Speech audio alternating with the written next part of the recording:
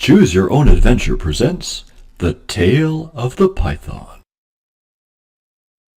Do you find yourself puzzled and confused by all the numbers swirling around your head? Do you find yourself buried under mountains of data with no idea what to do with it or how to organize it?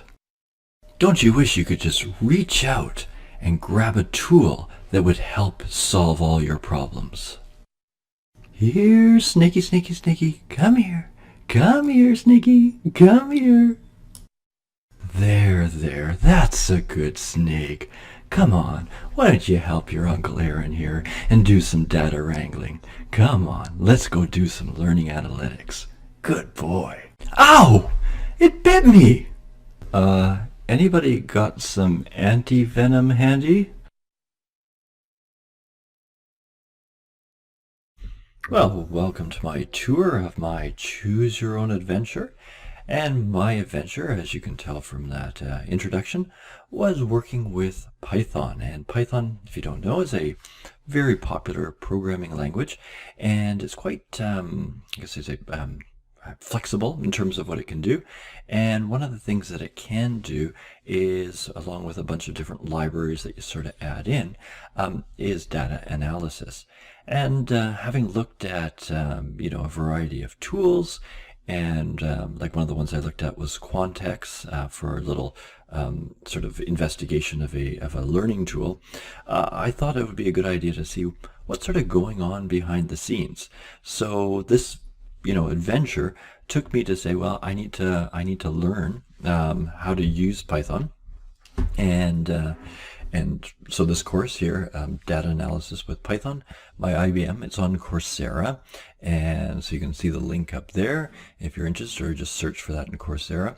And it's a free course, although as you can see there are a number of little locks here, and those little locks are for people who pay some extra money.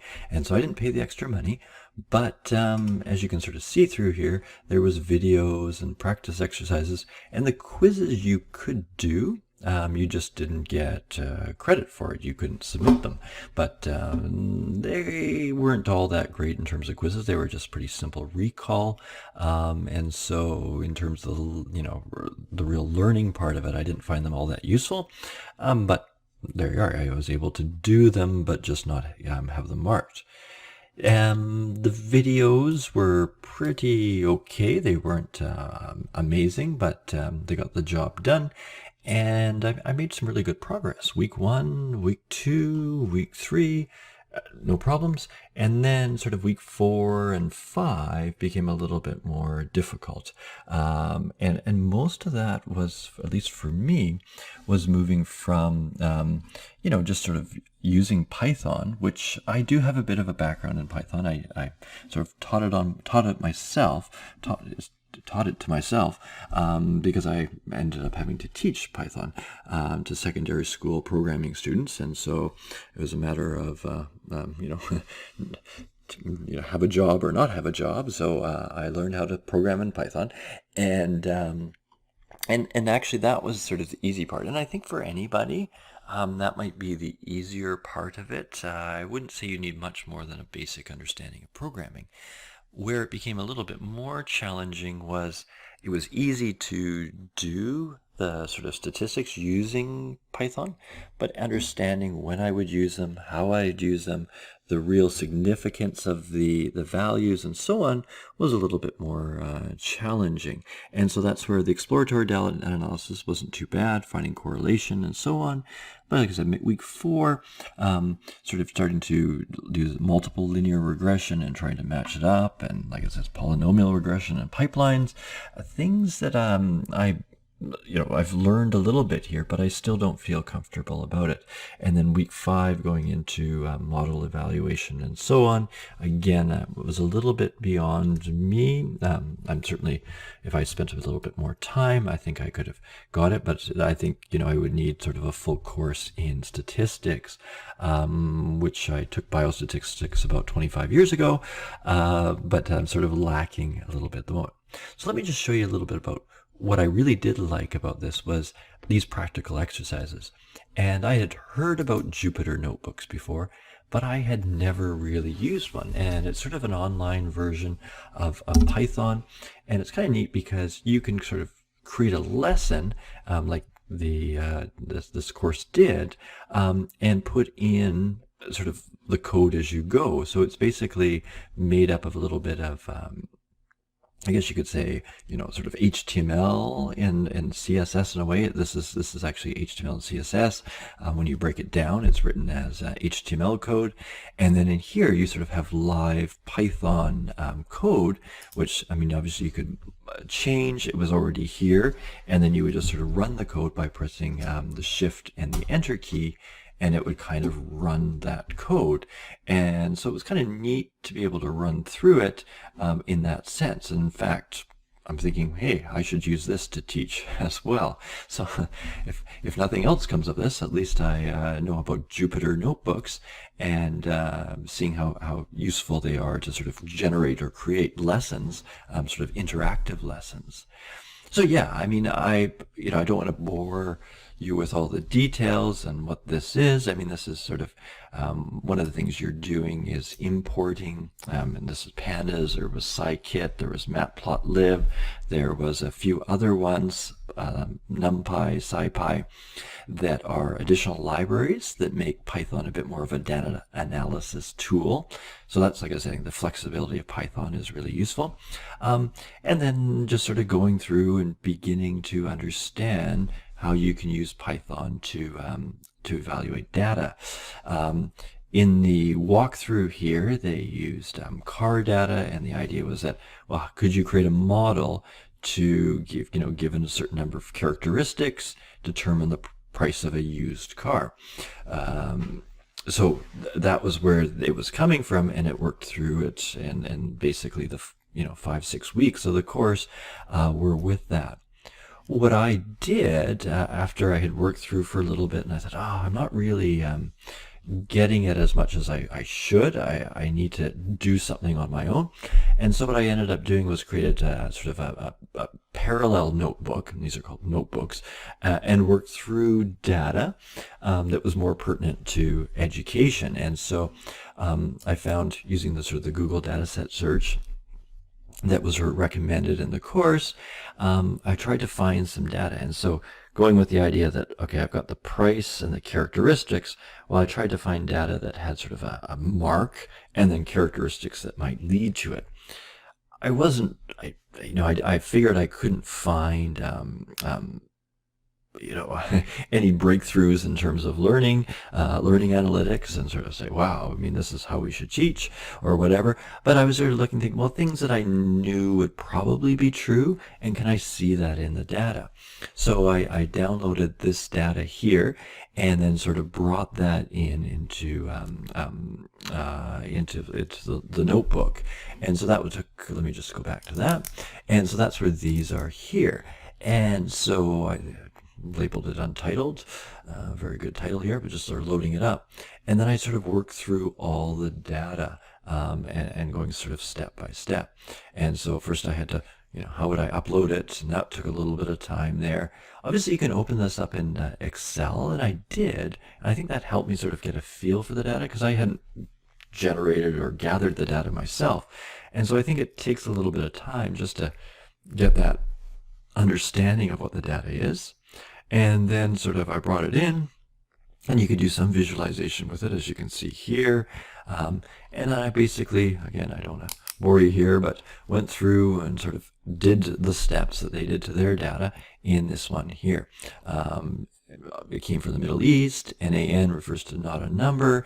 And so that sort of, I sort of started to realize those different things, brought up some very basic statistics there, right, with the describe function or method, and just sort of running my way down. So there's a lot of code here, and it looks scarier than it really is. If you're not familiar with Python, like I said, it is kind of scary. Now, what's kind of neat about Python too, like I said, is you can bring in these libraries, the matplotlib, and you can start to do, say, graphs and so on here. And then I've commented some of it out. One of the things that I found a little bit concerning is that you start running things and you just start changing the data. I'm actually writing to the file, or as it progresses through, it's changing the data as it goes.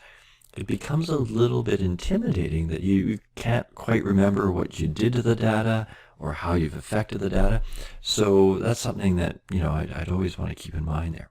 Anyways, playing with more graphs, and then I've sort of coming down, I'll just sort of skip through some of the stuff here. As you can see, it's quite a bit of information, but I started to put together graphs, and one of the limitations of it was that the sort of the academic achievement, their mark, was binned into 3 categories: high, medium, and low. And so it made it a little bit more difficult to analyze the data, unfortunately. But you started to see regression lines and said, so if they raised their hand, the frequency of raising their hand, how did that affect their mark? And as you can sort of see, there's a regression line in a positive direction. So the higher the frequency of raising their hand, the more likely they were going to do better, in the course. And same thing with visiting resources. So this data was through an LMS and also in-class measurements as well, participation in discussion groups, male versus female, and so on. So I just sort of was messing around with those, trying to see correlations, realizing that that wasn't going to be causation, and just sort of generating things. Whisker plots and so on, just to sort of see what I could do in it, in Python. Okay. Like I said, there's what are these called? Forgotten the names of this. Heat maps. Heat maps here. Yep. And so I was able again to sort of see and try to understand what was going on. Lots and lots of stuff here. And then there was some Pearson coefficients, the p-values, started doing some ANOVA analysis and so on, that I was sort of gradually getting my way through and sort of understanding the correlation and the quality of the correlation and so on. As I mentioned, the last bit of the course got a little bit more into statistics that made me a little bit uncomfortable, and I think part of it was too, my data didn't have the detail with the mark. So I started to try to find some linear regression and then sort of multivariable regression as well, polynomial regression, but I just really couldn't see the data. I mean, with the linear regression, we had sort of seen that before, which was no problem. But obviously, there's going to be more than one variable influencing the outcome. And that's where it stopped sort of working as well. We sort of get these kind of things going on, and just doesn't match up because we just had 3 categories and not enough spread of the academic achievement. So a little bit disappointing there. But in the end, I think it was really worthwhile. I mean, some of the conclusion that I sort of came to is that Python part was pretty easy, but knowing your statistics and understanding your statistics is probably the most important part of being on the technical side of learning analytics. Dr. McFadden has a paper that sort of split it out and sort of knowing the technical, the computer science side of it, and then sort of the educational side of that. And I think as a teacher myself, right, the educational side is relatively strong, but I think where administrators and people working at the school board and teachers sort of are lacking a little bit in their knowledge and become intimidated by is the programming part, is the statistical part. And I think that is where you do require somebody who has that specialty and is able to sort of bridge that gap. And so I've sort of, my final conclusion was that, you need somebody who's sort of a full stack learning analytics person. And that full stack idea comes from sort of the front end and back end developers for web, so that you have people that are just dealing with stuff on the front end. So that would be sort of your teachers, principals, and things like that. And then those that are dealing on the back end, so your computer scientists and sort of programmers and maybe statisticians that are developing the software. But then you need somebody who's a full stack developer that can take all this information and sort of blend it together and bridge the gap that there might be, so that people can really make use of the data, because the data is there, But, it is complex. It is challenging.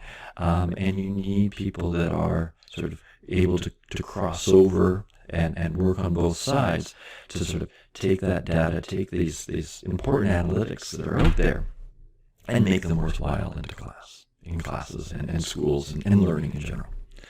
So I hope you enjoyed my little tour. I didn't think I'd be talking for 15 minutes here, but I appreciate if you stuck around, and I hope you enjoyed it, and perhaps you'll be learning some Python there, and hopefully it doesn't bite you. All right. Thank you very much, and enjoy your studies. Bye-bye.